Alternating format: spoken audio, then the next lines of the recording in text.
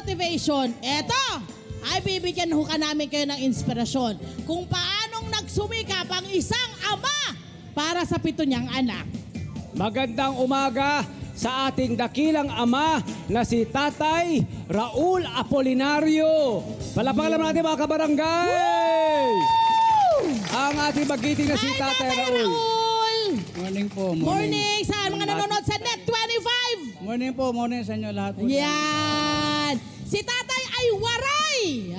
Tubong Samar. Kaya kanina nagkukwentuhan kami sa salitang waray. Yun na nga. Nalaman namin tay, may 7 kayong anak. Opo. Kumusta ang mga anak nyo ngayon? Mabuti naman po sila, mga batang masunurin. Pasalamat po ako na wala silang mga bisyo. Yun ang blessing mo. Yun ang Dahil blessing ipinakita mo sa kanila ang kabutihan mo bilang ama. Opo. Ibinabalik naman nila. Opo. Sa mga anak mo, saludo kami sa inyo. Mabuhay kayo. Eto na, my friends. Si Tatay Raul, mga kabarangay, ay isang tubero. Yun. Plumber, hindi ba? At proudly, mga kabarangay, mula sa pagiging tubero sa trabahong ito, napagtapos niya ang kanyang mga anak. Yun ang ano doon, Tama po, linyahan. Tay, Palakpakan! Tay, ano ba yung pagtutubero? Paano ka ba kumikita dyan? Paano ba ang pagtatrabaho niyan? Mahirap ba yan? Ang pagtutubero hindi na po gano'ng kahirap yan sa pag-aralan mo lang. Pag-aralan mo lang pagtutubero, yung tingnan mo yung master mo, yung nagturo sa akin na ganitong gawin mo. Simple-simple lang. Isang pagsusundot lang naman ng barayan, mga pasundot. Tapos mga repair-repair sa bahay. Yun lang pang ano. At syempre dapat, kapag trinabaho mo ang isang bagay na pinatrabaho sa'yo ng mga customer mo, may quality. May quality hindi talaga. Kasi Mahusay hindi ka dapat ang gawa. nauunitan nun, Tay. Mahusay dapat ang gawa. Oo. Musya talaga. Dahil ang pagtutubero naman, makina ginagamit namin Oo. Hindi naman yung plain na gano'n lang. Oo. Kailangan talaga, sa loob ng bahay, di naman na actually, mga ilang taon na hindi ka na magbabara. Magbabara ka pa rin. Siyempre, ginagamit mo yan Correct. Ginagamit mo yan. Meron naman mga 3 taon, gano'n tumawag, gano'n ginagawa ng mga iba. Daddy Raul, ilang taon po kayo nag-umpisa maging tubero?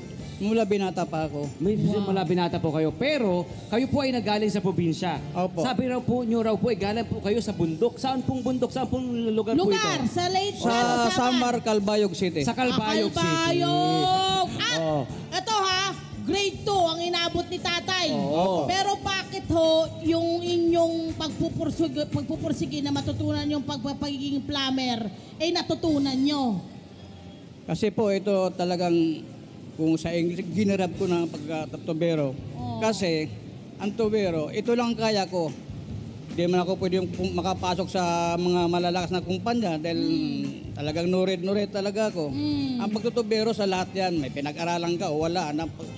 Marunong yan ang ano. Pero bakit mo pinursige naman na ang mga anak mo ay kailangan makatapos ng pag-aaral? Ano yung sa tingin mo ang kahalagahan ng pag-aaral?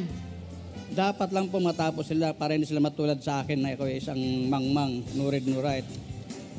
Itong sasabihin ko sa taytay, hindi ka mangmang. Alam mo bakit? Hindi ko alam ang pagiging tubero. Pero kayo alam nyo. Oo. Alam ko Yun po. ang Hindi galing nyo lahat. at yun ang talino nyo. Oo. Yun ang meron kayo. Doon Salamat po, kayo salamat. magaling.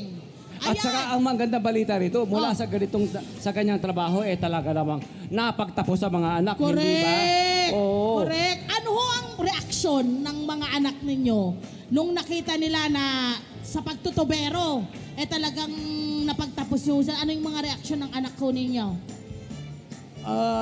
Nagpapasalamat lang sa akin na kahit ganito ako, napag-aral ko sila ng maayos. Actually, sila, hindi naman sila mga tapos ng mga engineer, pero sila mayroong 4 years, 2 years, mga computer, ganun. Yes! Yan ang mga inaabot, pero ayaw ko lang na matulad talaga sila sa akin na wala Tama. silang Walang alam. kumbaga, gusto mo may sertipiko ng pag-aaral. Oo. Yun ang gusto mong maranasan nila. Kung ano yung hindi mo naranasan, gusto Yun. mong maibigay mo sa iyong Yun, mga yun, anak. yun. Anong mga natapos ang iyong mga anak? Mga computer sa ang isa. Example lang, opo.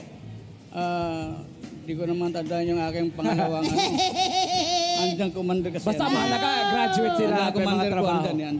Nakakatulong na naman po sila, Nakakatulong syempre. naman sila Oo. Nagbibigay sila sa amin, matuwag ka na bigay. Kahit dito pa sa inyo pa. Oh. Oh, reward Tay, na yun.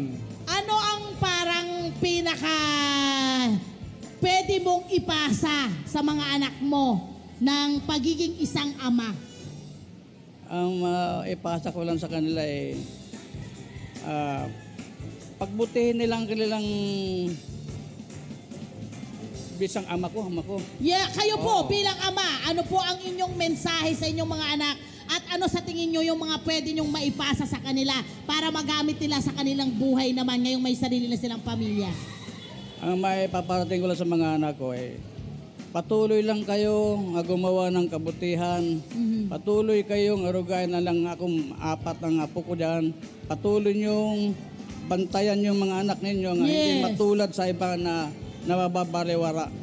Basta kung ano ang mayroon, sapat na sa atin yan. Huwag tayo maghanap pa ng At malaking maging isang responsableng magulang Opo, sa yes, mga opo. anak Salamat. gaya ni Tatay Raul. Eto kung tatanungin nyo si Tatay Raul kung anong pinagkakaabalahan nila ng kanyang asawa ngayon, abay, nakapagpunta na rin sila ng isang tindahan. Tama po ba, Tatay? May tindahan na rin po? Tindahan Opo, na. mayroon po. Aba, malaki po kita. Kamusta po ang benta?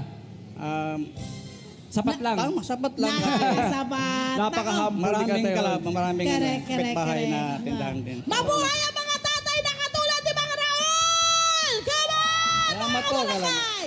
Hi! Sumama naman sa profile, mga Kanet 25. This is Love and New Verbo. For more love, Tunipet, and Arafang updates, just click the subscribe button and follow us on our Net25 social media pages at Net25 TV and Net25 Entertainment Facebook. See ya. I love ya.